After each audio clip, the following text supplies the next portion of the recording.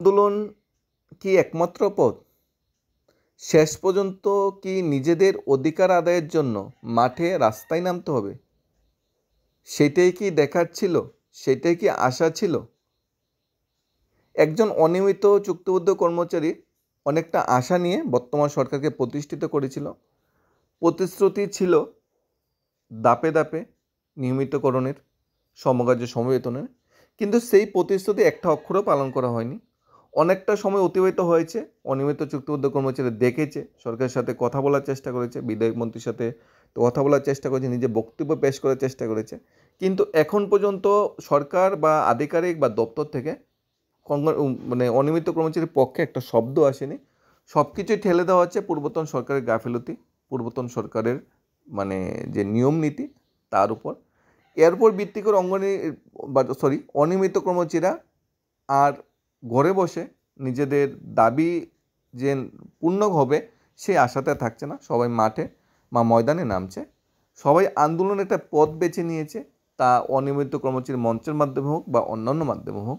যেমনটা দেখা যাচ্ছে, ত্রিপুরার অনিয়মিত কর্মচারী মঞ্চের তরফ থেকে ত্রিপুরা 8টি জেলাতে জেলা শাসকের কাছে ডেপুটেশন দেওয়া হচ্ছে, ডেপুটেশন পেশ করা হচ্ছে। ডেপুটেশন পেশ করার যে মেইন রিজন সেটা হলো অনিয়মিত কর্মচারী নিয়মিতকরণ, যারা অবসরে চলে গেছে তাদের এককালীন সুবিধা, সমকাজে সমবেতন, অনেকগুলা দাবি তাদের ছিল বা আছে।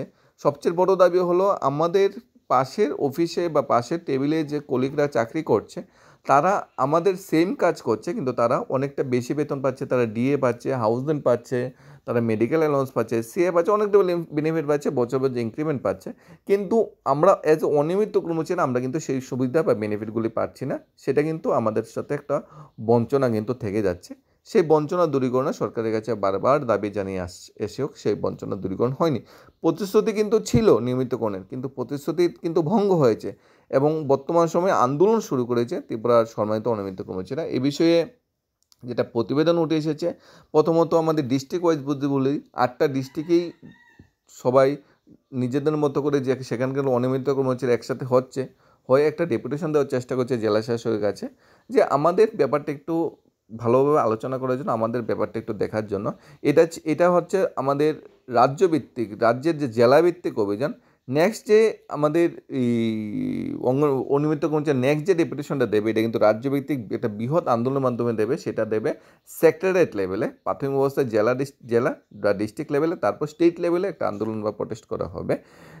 বর্তমানে যেটা পশ্চিম ত্রিপুরা জেলা শাসক হচ্ছে একটা ডেপুটেশন দেওয়া হয়েছিল, সেখানে ছিল যুগ্ম আহ্বায়ক রতন দেবনাথ, কর্মচারী মঞ্চে কর্মী বাবুল আচার্য, প্রসেনজিৎ ব্যানার্জি, রাজু ঘোষ, শ্রীমতী প্রতিমা কানু সহ অনেক অনিয়মিত কর্মচারী সেখানে ছিল।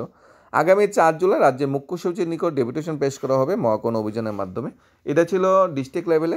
4 জুলাই প্রকাশ করা হবে আমাদের মহাকরণে, একদম সেক্রেটারিয়েট লেভেলে মুখ্য সচিবের কাছে ডেপুটেশন দেওয়া হবে। এর অঙ্গ হিসাবে রাজ্যের প্রতিটা জেলায় জেলা শাসকের কাছে ডেপুটেশন চলছে। অনিয়মিত কর্মচারীদের নিয়মিতকরণের সাপেক্ষে সমকার্য সমবেতন। যেই সকল কর্মীরা অবসরে চলে গিয়েছেন বা চাকরিত অবস্থায় মারা গিয়েছেন তাদের পরিবারকে এককালীন 10 লক্ষ টাকা আর্থিক অনুদান। 2018 সালে 31 জুলাই অনিয়মিত কর্মচারী নিয়মিতকরণের যে একটা রুল ছিল, বিগত সরকারের সময় ছিল, যেটা বন্ধ করে দিয়েছে বর্তমান সরকার, সেটা যাতে পুনরায় চালু করা হয় এবং আংশিক সময় অনিয়মিত কর্মীদের পূর্ণ সময়ের অনিয়মিত কর্মচারী হিসেবে স্বীকৃতি দিয়ে 6 দফা দাবিতে আজ ডেপুটেশন পেশ করা হয়েছে। অনিয়মিত কর্মচারীরা দীর্ঘ বছর ধরে আর্থিকভাবে বঞ্চিত হয়ে এলেও রাজ্য সরকার বঞ্চনা দূর করার জন্য কোনো পদক্ষেপ গ্রহণ করছে না।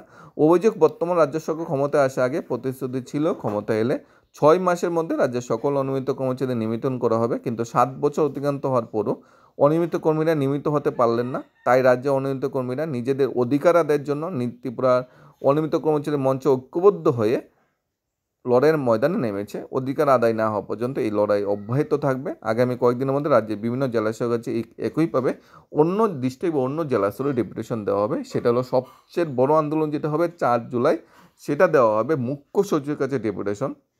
একটাই মেইন রিজন, সেটা হলো আমাদের নিয়মিতকরণ করা হোক, আমাদের বিষয়ে যে প্রতিশ্রুতি দেওয়া হচ্ছে সেটা যাতে পূরণ করা হোক। ত্রিপুরা অনিয়মিত কর্মচারী মঞ্চ পশ্চিম জেলা শাসকের কাছে ডেপুটেশন দিয়েছে 2006 সালে 2006 সালে তৎকালীন রাজ্য সরকার কর্তৃক ঘোষিত অনিয়মিত কর্মচারী নিয়মিত করে সিদ্ধান্ত করার দাবিতে এই ডেপুটেশন দেওয়া হয়। মঞ্চের দাবি জানা হয়েছে 2006-07 সালে রাজ্য বিধানসভা তৎকালীন সরকার ঘোষণা দিয়েছিল অনিয়মিত কর্মচারীরা 10 বছর চাকরি নিয়মিতকরণ করা হলে তাদের নিয়মিতকরণ করা হবে। প্রাথমিক সিদ্ধান্ত হয়েছিল যে 2003 সালের পূর্বে অর্থাৎ অনুমোদন কমে নিযুক্ত কর্মীদের নিয়মিতকরণ করবে 10 বছর পরে। পরবর্তী সিদ্ধান্তে কিছুটা সংশোধন করে 2003 সালের পরেও যারা নিযুক্ত হয়েছে তারাও 10 বছর পূর্ণ হওয়ার পর নিয়মিতকরণ করা হয়। এই সিদ্ধান্ত বলে অনিয়মিত কর্মচারীর একাংশ নিয়মিতকরণ করা হয়েছিল এবং যদি সেই নোটিফিকেশনটা বা সেই মেমোটা যদি ক্যান্সেল না করতো বর্তমান সরকার, তাহলে অনিয়মিত কর্মচারীরা বর্তমান সময়ে নিয়মিতকরণের সুযোগটা পেত। তীব্র অনিয়মিত কর্মচারী মঞ্চের মূল দাবিগুলোর মধ্যে এইগুলোই মেইন দাবি।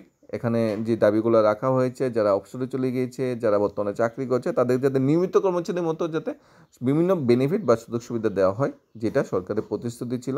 আগামী যে ডেপুটেশনটা দেওয়া হবে, সেটা ডেপুটেশন দেওয়া হবে 4 জুলাই। আশা করছি আমরা অনিয়মিত কর্মচারী যে বর্তমান যে একতা মেনটেন করছে, বর্তমান যে তার আন্দোলনের পথ নিচ্ছে, সেটা সাকসেস হবে। আশা করছি অনিয়মিত কর্মচারীদের মুখে হাসিটা ফুটবে। যদিও সরকার সিদ্ধান্ত নিচ্ছে অনিয়মিত কর্মচারীদের চাকরি মেয়াদ 65 বছর করার, ইপিএফের মতো বেনিফিটগুলো চালু করার, কিন্তু সব কিছুই নির্ভর করছে বেতন, স্যালারি স্ট্রাকচারটা যদি সংশোধন না হয়, আর্থিকভাবে যদি লাভবান না হয়, তাহলে 65 বছর বয়স পর্যন্ত কম বেতনের চাকরি আর ইপিএফ দিয়ে মানে এতটুকু লাভবান কর্মচারী হবে না যত নিয়মিতকরণ বা সমকাজে সমবেতন হলে যতটা লাভবান কথা।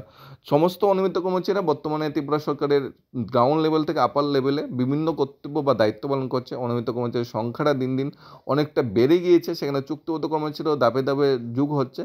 কেন তাদের এই বঞ্চনা বা দূরীকরণে সেন্ট্রাল ও স্টেটে সেম গভর্নমেন্ট ডাবল ইঞ্জিনের সরকার থাকাও কেন বঞ্চনা থেকে যাচ্ছে?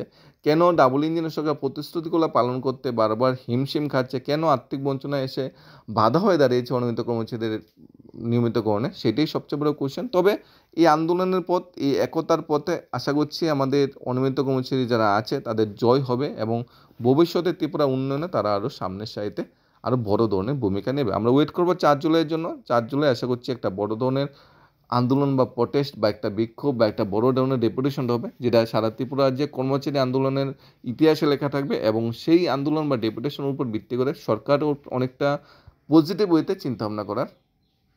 চিন্তাভাবনা করতে বাধ্য হবে। ধন্যবাদ সবাইকে। Studies of Tripura YouTube channel.